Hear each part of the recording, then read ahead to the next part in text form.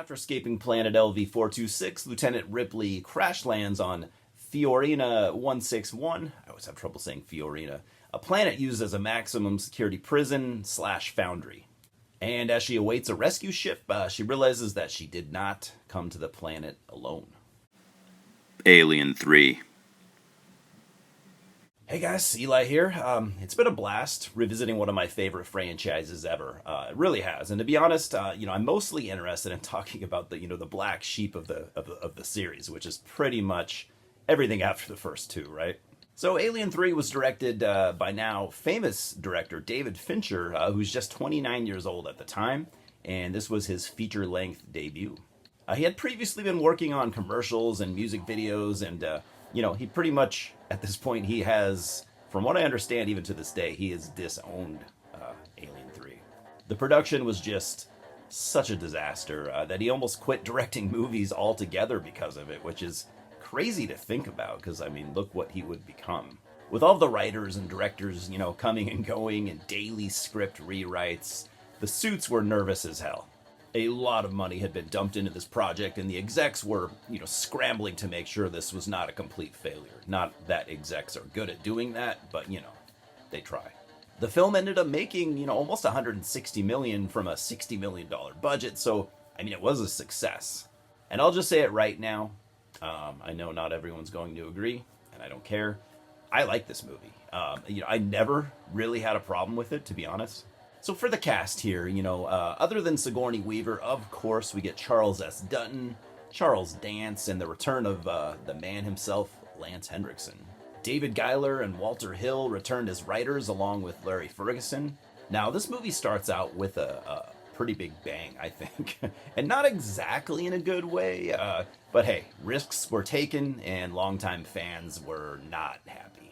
The previous film, Aliens, of course, had quite a happy ending, Ripley gets into an escape pod along with Newt, Hicks, and Bishop, and they fly off while going, into cryostasis. The alien story, could have been fine just ending there, honestly, and it's up for strong debate whether or not we really needed any more films in this franchise. But Alien 3 starts off with Newt and Hicks, some of the most beloved characters in the entire franchise, being killed by a facehugger on the escape pod. And a lot of the fans seem to really resent the fact that they were killed off screen, but why would we need to see that? I know I don't, so I'm not happy at all that those characters were killed. It's weird, it kind of sucks, but we didn't need to see it happen, not in my opinion. And really, this sets the tone for the rest of the film. It's a dark, bleak, somewhat depressing story, and it just doesn't work for a lot of people, and I get that. So after kind of, recovering from the crash, Ripley is able to power up a barely working Bishop, the android character from Aliens, played by the always great Lance Henriksen. I will say that every time I say his name, I think. And he confirms that a facehugger was indeed on board their escape pod, something that Ripley was already almost sure of at that point. Now, I gotta say, I really like the setting. Instead of being in space or on some barely known planet, the more grounded prison location made sense to me, and it works. The lack of color kind of adds to the bleak atmosphere, and I also like the look of the film, personally, maybe just because I like drab, surroundings and stuff like that. The cinematography is also really cool, although I wasn't really into the xenomorph POV shots, but we'll talk, I guess, more about that later. From what I've read, it seems like David Fincher fought the Fox execs as hard as he could, which I think they kind of didn't expect. Because usually when you have a young filmmaker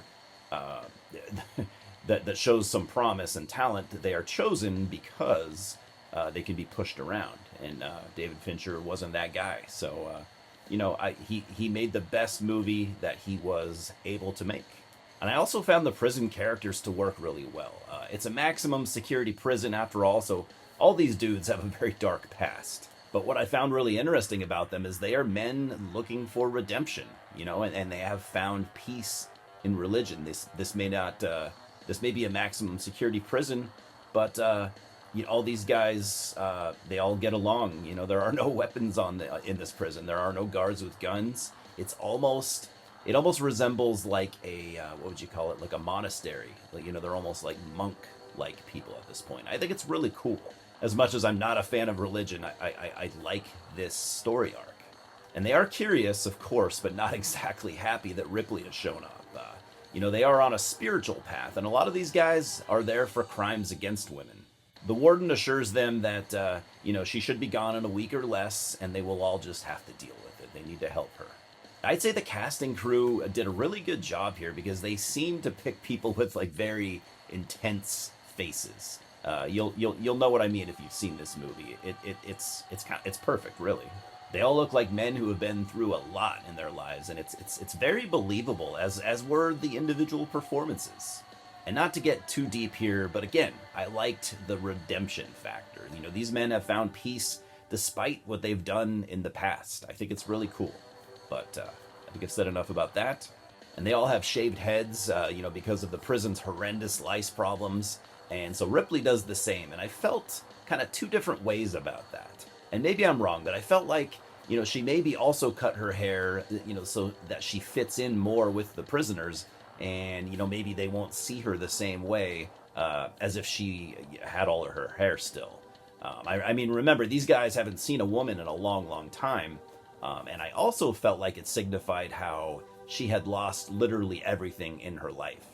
But I could be reading, too much into it. It happens. So the story here is kind of more of the same, as far as the motives of Weyland-Yutani Corporation, and I'm okay with that. They still want a captured xenomorph, which makes sense since they haven't been successful yet, and a greedy company like that, would not stop until they got what they wanted. I mean, we've seen this time and time again in real life. I should probably also mention that there are 3 different versions of this movie, and I recommend that you watch the assembly cut. It was released in 2003. You can find it on most of the Blu-rays, if not all the Blu-ray copies, and is as close to what David Fincher intended, as we will probably likely ever see, and I think that's really cool. There are some general scene changes, but most importantly, there's more scenes with the prisoners, adding a lot of necessary character development. The assembly cut is like a half an hour longer, so it's I can't imagine at this point going back and watching the theatrical version. And Fox pretty much thought that all the fans really wanted was more xenomorphs, which I find kind of insulting, and so did Fincher.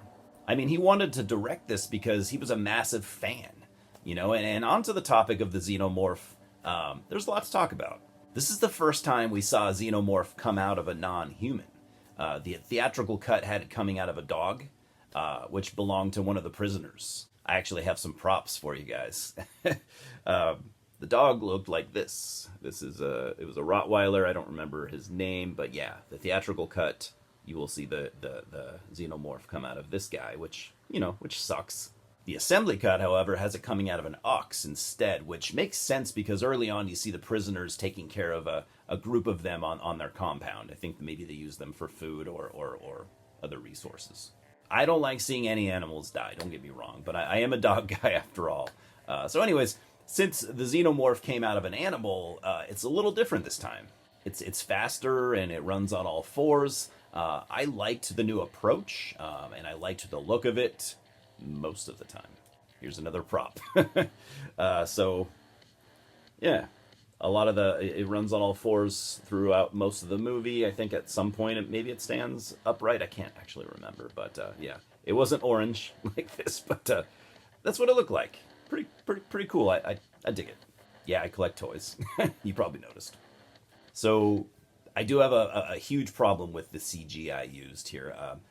Not only does it look bad, but the previous xenomorphs were done almost entirely with practical effects. So this time around, whenever there are close-ups, we get a practical xenomorph, and it looks awesome. Designed again by H.R. Geiger, of course. But when it's running and stuff, which it does quite a bit in this movie, it was done with CGI, making it a bit inconsistent and badly dated looking. So anyway, so this thing is loose inside the prison compound, and it's doing what xenomorphs do best, hunting people down and cleverly picking them off one by one. So, literally, as I was making this review, I learned that I made a few mistakes. So, yeah, obviously H.R. Geiger is the man responsible for, basically creating the xenomorphs.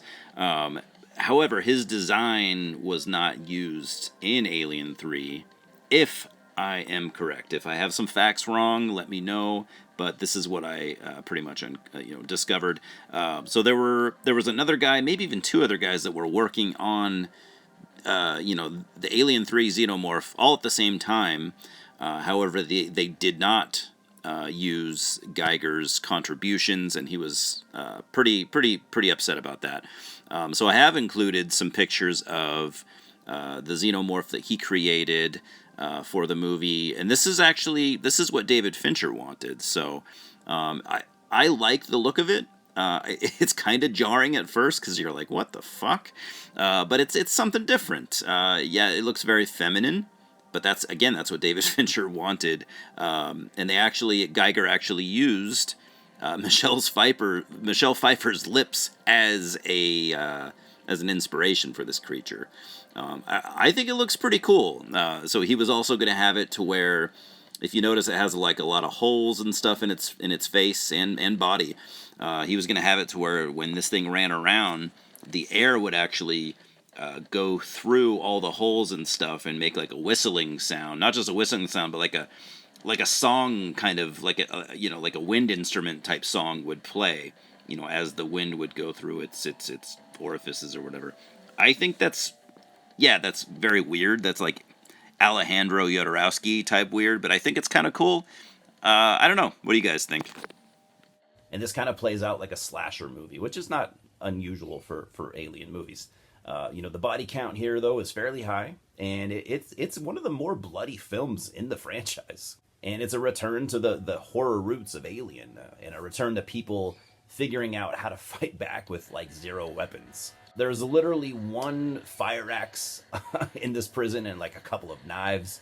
One dude is literally carrying around a pair of scissors. It's funny, and it actually kind of makes sense, too. Because, like, if that's all you got, it's better than nothing. So it's kind of a battle of wits, because, the Xenomorphs are fairly smart, and I liked the plan to trap it. Because what else could you do? It just made total sense. You also get to meet the man who designed Bishop, modeled after himself, and I thought that was a really cool piece of lore. I'm giving Alien 3 a 7.5 out of 10.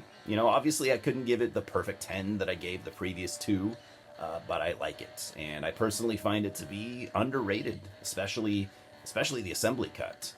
It's a grim ending to the original trilogy, but I find plenty about it to like. Sigourney Weaver gives a stellar performance, as always, and even she thought the Fox people were idiots for meddling with David Fincher's vision. She has said so herself. Again, so if you haven't seen the assembly cut, I'd recommend you do so before writing Alien 3 off for good. If you've seen the theatrical cut and you hate it, give the assembly cut a shot. Just do it one time at least. Cheers, guys.